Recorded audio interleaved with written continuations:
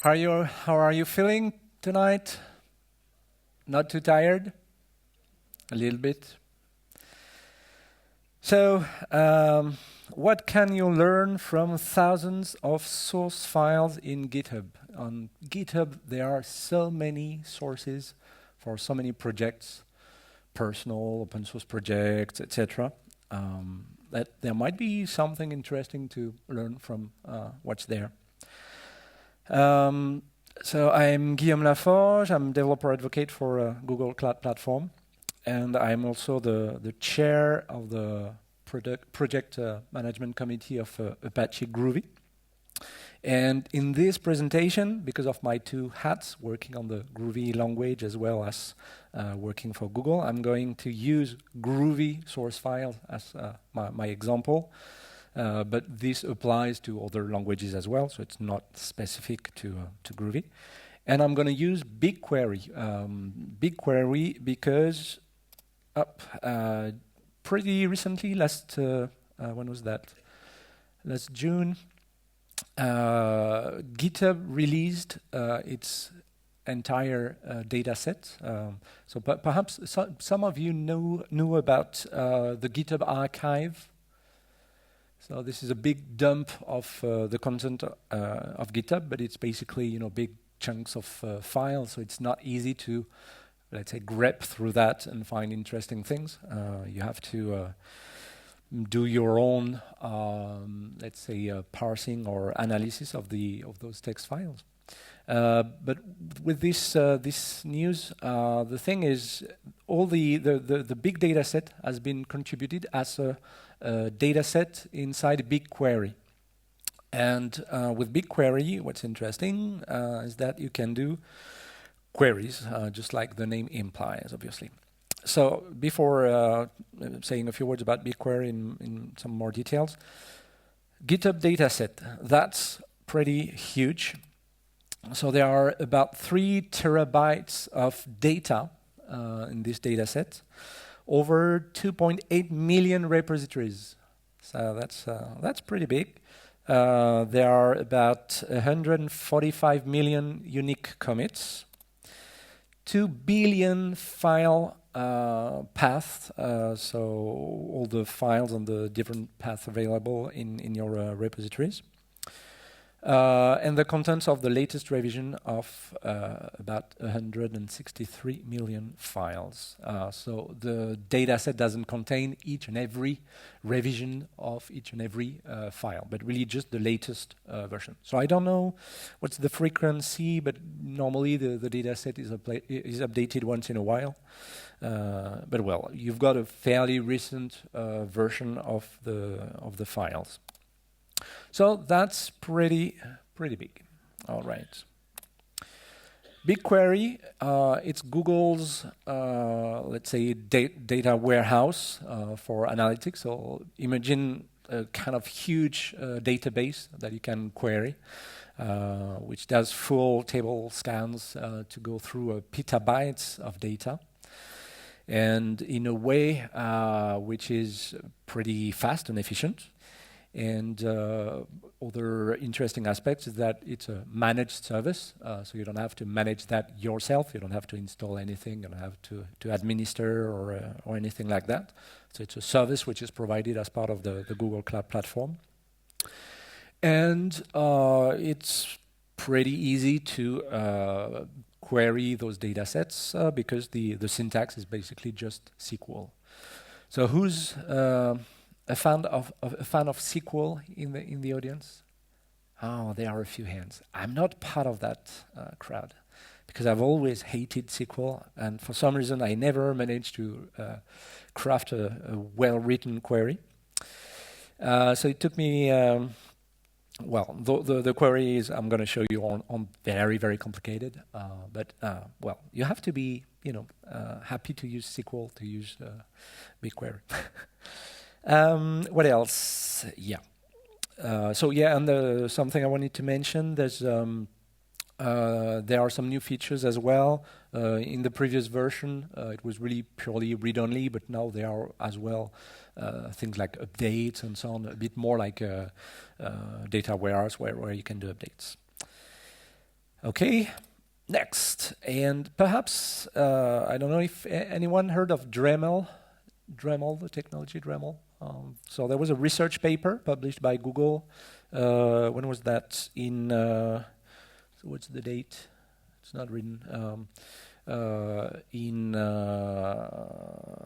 few years ago, in between 2008 and 2012, because Google's been using something called Dremel, which is basically just BigQuery, since 2008. So it's some mature technology, and BigQuery, the first version of BigQuery, was announced in almost 4 years ago.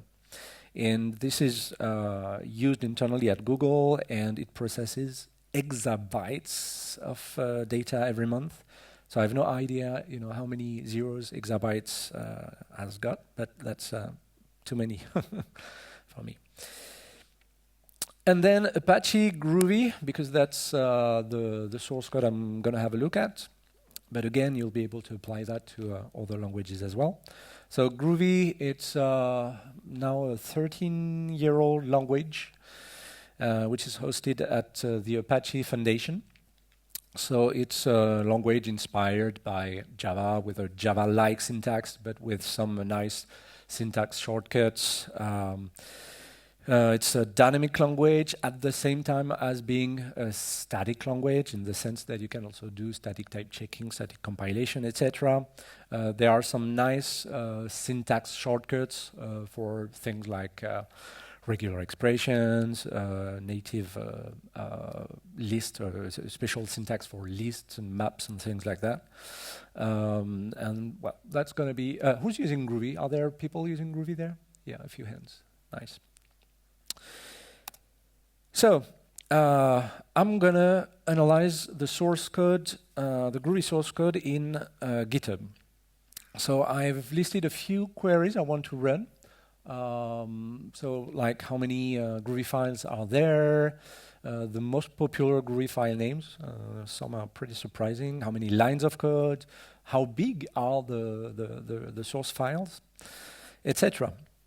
Perhaps I'm going to show you first.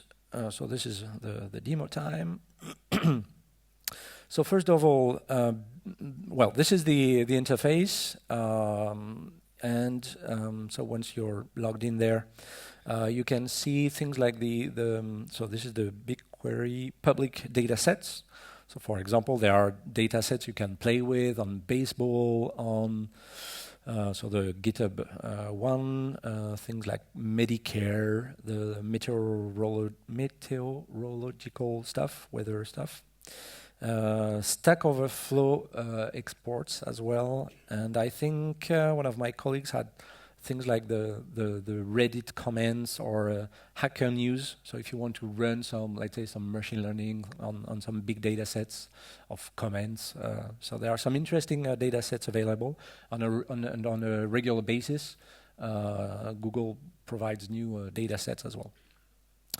And before jumping into my Groovy related queries, I just wanted to show you just one query, but I haven't totally finished it, but because I noticed it didn't return, there are some false positives, but I wanted to find out things like AWS API keys that are available in source code, because developers actually commit their API keys, and then some smart, I'm not sure it's the right adjective, but some guys steal the keys and use your CPU time, and that costs quite a lot of money to you. So I noticed that some of the results didn't quite show API keys, but also so probably don't have the right regular expressions. So let's go with my first query. So where is it? No, I'm going to go to my query history, and I've saved several queries, but perhaps I could show you first before. Yeah, so just the public data set. So there are several tables. For example, here the list of files which are available. And for example, if I query, I'm going to create a new query. So for example, so this is on the whole data set, so it's not just on the Groovy subset. For example, you want to know how many files are there, and it's going to return, so that's one of the figures I had mentioned in the slides, but there are more than 2 billion files available in all the files in that data set. So which is pretty, yeah, I didn't need the limit because I was just returning one thing. Other interesting things, let's go to, perhaps I can show you, so what were where's the table view? No, that's not what I want to see. I'll go back there. Yeah, so there you had so I count the number of files, but you have the file coming from the repository, its path, etc. Perhaps you can look at things like the languages being used for a particular repository. For example, this field there in this table, it's a repeated column. So one repository can have several languages. So for example, if I let's say select, so no, it's a record, so it's like language name, I think. From, and I'm gonna do where, no, I don't need the limit, where, let's say I want to look at repo name, where repo name equals, do you have a repo on GitHub? You want to know, the languages which are available in that repository? Anyone want to give his repo? Say it louder, Martin. TensorFlow. What is it? TensorFlow / TensorFlow? Let's check that. Perhaps I'm gonna double check like on GitHub just to be sure we don't we have the correct TensorFlow. Yeah, okay, that's the right one. So TensorFlow, let's run it. TensorFlow. Thank you for the typo. Okay, let's run that. So let's see. Okay, so there's some C, some C++, CMake, CSS, and Go in that repository. What's interesting as well is you could, so I'm not good in SQL, so I won't try to do that query live, but you could do some aggregations to figure out, what are the most popular languages across repositories and things like that. And I'm going to show you some references to some other studies or blog posts, etc., which have been done providing such features. And also something, I don't know if you noticed, but you can also see the time elapsed for this query, but also the amount of data you had to go through. And in this case, we had to go through 125 megabytes. And the thing is, you have 1 terabyte free of, that's a, let's say, free tier for using BigQuery. But if you use a big data set, you might go through, so since there are more than 2 terabytes of data, if you do queries like these, at the end of the month, it might cost you something. So you can also do extracts, and I'm going to use an extract for just the subset of Groovy sources. But I'll come back to that. Also things like licenses, their query table. So I copy. So if you want to see what's the license of, I can do the same thing with TensorFlow again, where repo name equals TensorFlow. And let's see what's the, I can go back there. Okay, run query. And okay, it's Apache licensed, so that's great. So what else is interesting? So here, the list of commits. So you've got the whole tree structure with the trees, the parent commit, etc. The committers, the message used, etc. So there's quite a lot of data for this one, and there's also And we're going to use this one for going through the Groovy sources. You can also have a look at the content. So this is the table where you can look at the content. And basically the query I was trying to do earlier to find API keys and things like that, I was going through this contents table. So this one has got all the contents of the latest revisions. License, etc. And there are also some tables. So if you want to play with the data set, but with a smaller subset, there are some tables like sample commits and sample content, which are just a smaller portion of the commits and contents table, so that it doesn't cost you too much. Okay, next I'm gonna show you some Groovy queries. So what's the first query? Where? Oh yeah, query history, and then I'm gonna look for my queries. So I'm gonna close that. Saved queries, they are here. Okay. So what I did, instead of going through the big data set each time, I actually exported a subset in my own project there. So I just have the Groovy related content. So here, I think, so what was the first query already? I forget. So we want to do, count how many files there are on GitHub. So let's have a look at this query.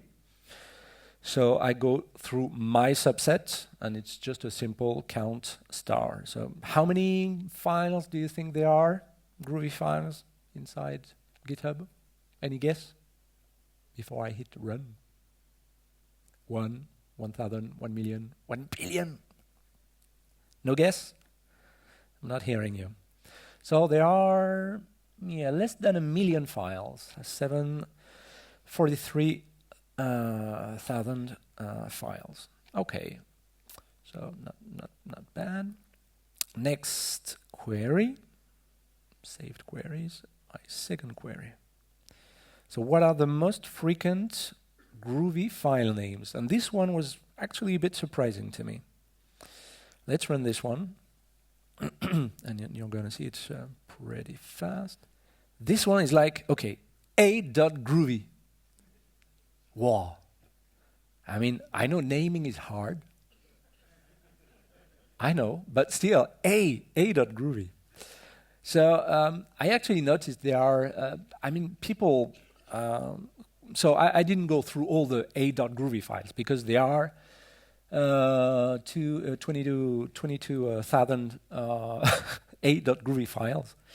And sometimes when people write Groovy scripts, instead of creating Groovy classes, just like Java classes, they can write scripts with just statements without class, foo, etc. Actually, sometimes people just save their script as a.groovy because they didn't know what kind of name they could give. So there's A, B, etc. Some are interesting. Verifying Groovy or config Groovy. That's often used in places like continuous integration or builds, etc., where people want to check something, the result of a build, or, for example, I don't know, I don't remember the ones I looked at, but I remember that sometimes as part of their, let's say, Maven build or Gradle build, they would run an additional script to check that the output was the way they expected the output to be. Configuration, that's usually to store, well, basically some configuration stuff. Some other interesting ones, like this one, build-config.groovy, URL mappings.groovy, data source.groovy. So these ones are typical classes coming from the Grails web framework. So when you have all the mapping, the path to controller mappings in your web application, that's stored in URL mappings. If you have a data source defined to access a database, that's going to be in data source.groovy. And what else? I've got a few more there. I just didn't use them all. Bootstrap, it's again Grails. Oh yeah, this one as well. Logback, when you're doing some logging. It provides a Groovy integration, so you can define your logger definition using Groovy. So you'll find some logback there. Okay. Next query. Okay, third. So how many lines of Groovy source code are there? Let's run this one. So this is the total line of all the files. Okay. So for this one, so by the way, you notice that my data set is not as big because that's not the big data set. That's really just my subset. So we just go through less than a gigabytes of data. So what I did, so the content column of the table, of the content table, is actually one big string. So if you want to count the lines, you can use a subquery to just go through the content column and split by lines, basically. So you're gonna do that split and then count from that subquery. So there are 16 million lines of Groovy code on GitHub. Okay, so far so good. Next saved query. So that was this one, third. This one is a little bit more interesting.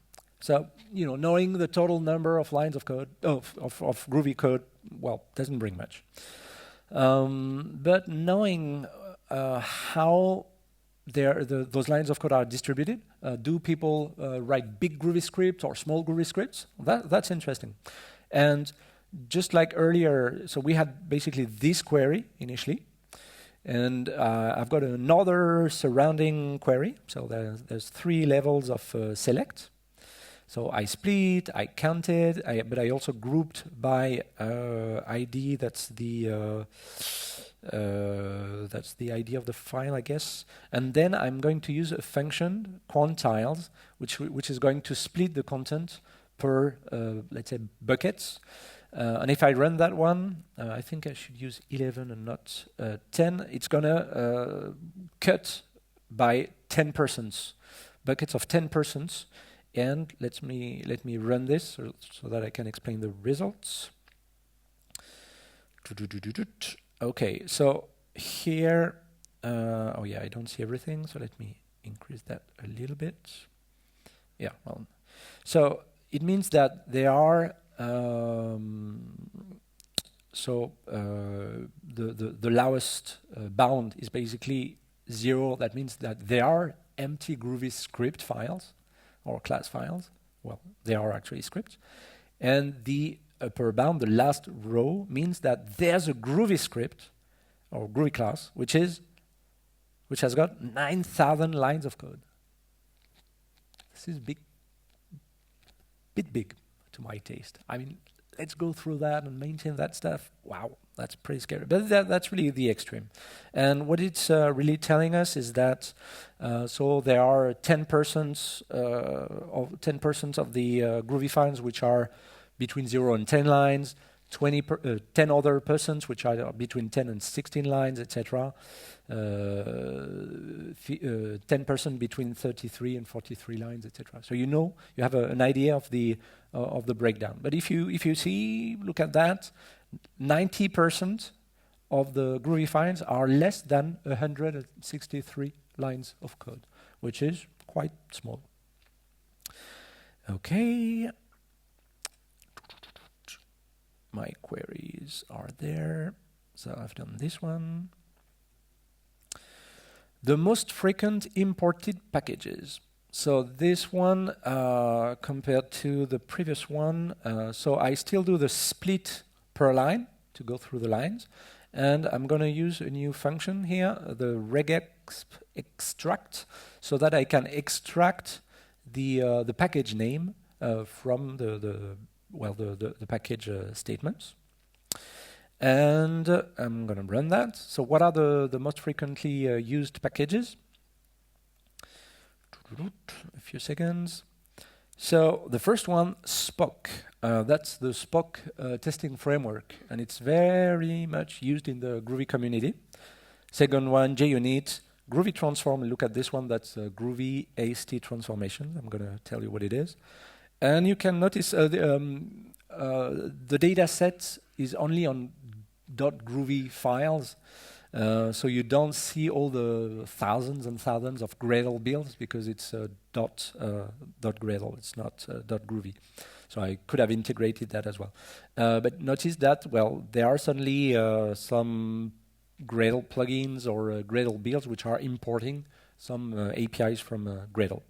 And you also see Grails coming up there, like the test mixins. Logging, there's a special logging annotation in Groovy that you can use. And yeah, more Grails, more Spring, etc.